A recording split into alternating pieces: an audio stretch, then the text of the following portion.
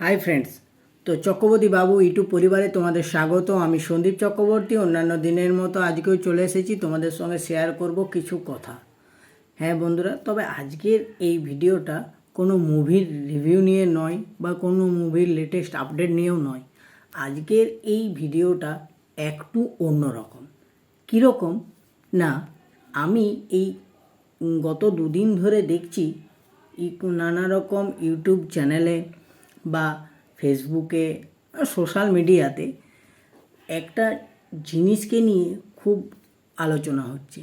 সেটা হলো না, আমাদের বাংলাদেশের সুপারস্টার সাকিব খান নাকি এই মুহূর্তে বাংলা ইন্ডাস্ট্রিতে, সে এপার বাংলা বলো বা ওপার বাংলা বলো, সাকিব খান নাকি দেব ও জিতের চেয়েও বড় স্টার মানে দেব আর জিতকেও পের করে দিয়েছে। সাকিব খান হলো এখন 1 নাম্বার সুপারস্টার। এইরকম একটা বিষয় নিয়ে খুব আলোচনা হচ্ছে। তো আমি আমার একটা মত তোমাদের সঙ্গে শেয়ার করব, বা আমার যেটা মনে হচ্ছে সেই কিছু কথা আমি তোমাদের সঙ্গে শেয়ার করব। দেখো, প্রথমেই একটা আমি কথা বলে নিই যে সাকিব খান খুব ভালো একজন অ্যাক্টার, খুব বড় একজন অ্যাক্টার। সাকিব খানের ফ্যান ফলোয়িং ও প্রচুর। সাকিব খান সব কিছুই ভালো, খারাপ কিছু নয়। সেও একটা মানুষ, সেও স্টার, সেও ভালো অভিনয় করে, সবই ভালো, ঠিক আছে। কিন্তু তাই বলে তুমি কাউকে একটা মহান করার তুলনা, মহান করতে গিয়ে অন্য কাউকে ছোট করবে, এটা কিন্তু ঠিক নয়। এটা একদমই ঠিক নয়। কিছু কিছু ওপারে তারা দেখছি একটা বিষয় নিয়ে খুব বেশি ভাবে মাতামাতি করছে।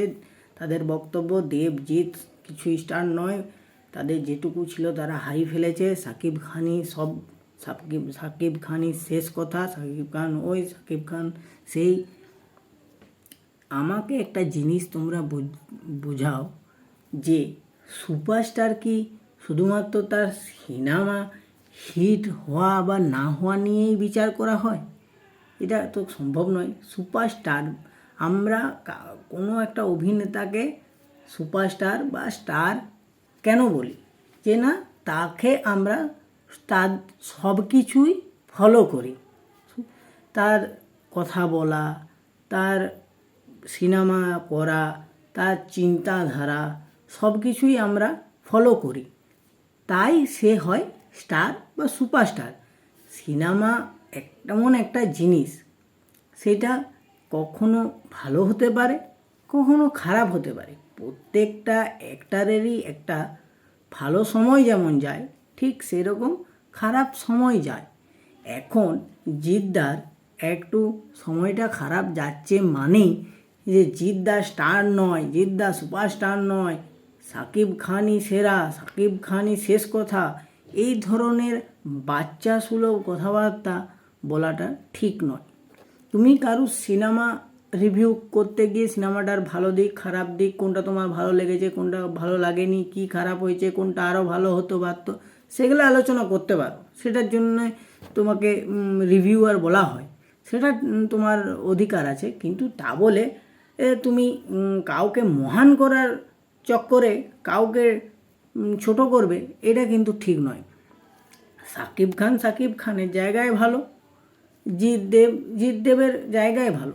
আজকে তোমরা একটা জিনিস বারবার ভুলে যাচ্ছ যে এই জিৎদাই বাংলাদেশে তার প্রচুর সিনেমা আছে যেগুলো হিউজ পরিমাণে ব্যবসা করেছে। তার আমি দুটো নাম তো নেবই নেব, একটা হচ্ছে বস আর একটা হচ্ছে বাদশা দ্য ডন।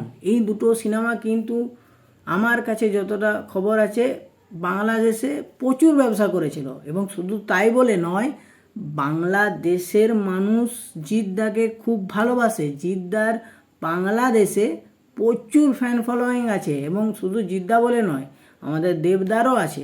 ঠিক সেই রকমই এপার বাংলাতে সাকিব খানেরও প্রচুর ফ্যান ফলোয়িং আছে, যারা সাকিব খানকে খুব ভালোবাসে, পছন্দ করে, ফলো করে।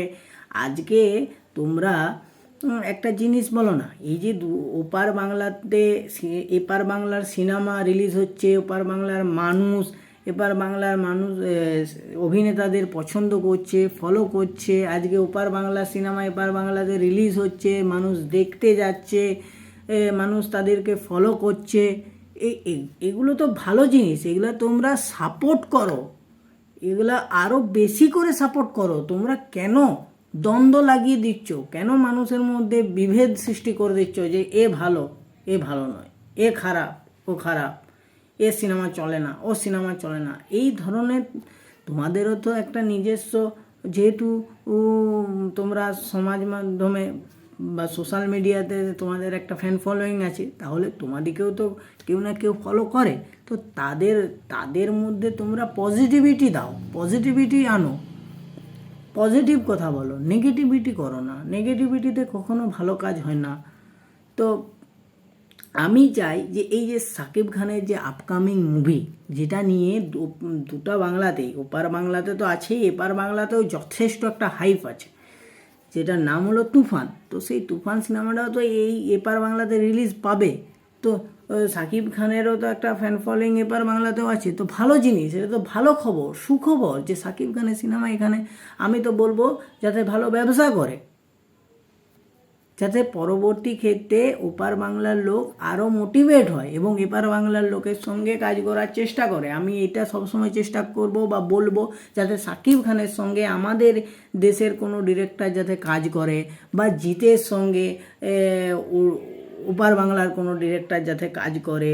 তো এইভাবেই তো ইন্ডাস্ট্রি বড় হবে, ইন্ডাস্ট্রি এক সূত্রে বাঁধবে। আর তো কিন্তু তোমরা যদি এরকম করে বিচার করতে যাও, মহান মহান নায়কের সঙ্গে একজনের সঙ্গে আরেকজনের কম্পেয়ার করতে যাও, সেই কম্পেয়ারের চক্করে নেগেটিভিটি করো, নেগেটিভ কথা বলো, এ তো লাভ আমি দেখতে পাচ্ছি না, পুরোটাই লস।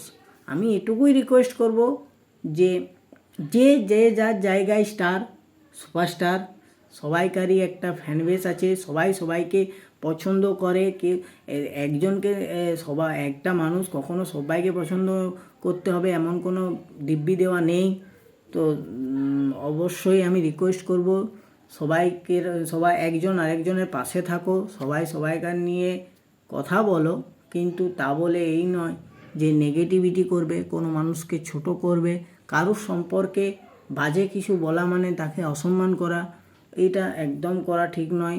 তো আমার যেটুকু মনে হলো আমি বললাম, প্লিজ কেউ মাইন্ড করো না এবং একবার ঠান্ডা মাথায় বিচার করে দেখতে পারো আমি কি খুব একটা ভুল কথা বললাম। তো এটাই ছিল আমার ভিডিও বা আপডেট বা আমার মনের কথা, যেটা আমার শেয়ার করতে মন হলো আমি করলাম। যদি তোমাদের ভিডিওটা ভালো লেগে থাকে তাহলে অতি অবশ্যই লাইক করো, কমেন্ট করো, এবং আমার চ্যানেলটা যদি তোমরা ফার্স্ট টাইম ভিজিট করছো তো অতি অবশ্যই আমার চক্রবর্তী বাবু ইউটিউব চ্যানেলটা সাবস্ক্রাইব করে আমার পাশে থাকো। ভালো থাকো, সুস্থ থাকো।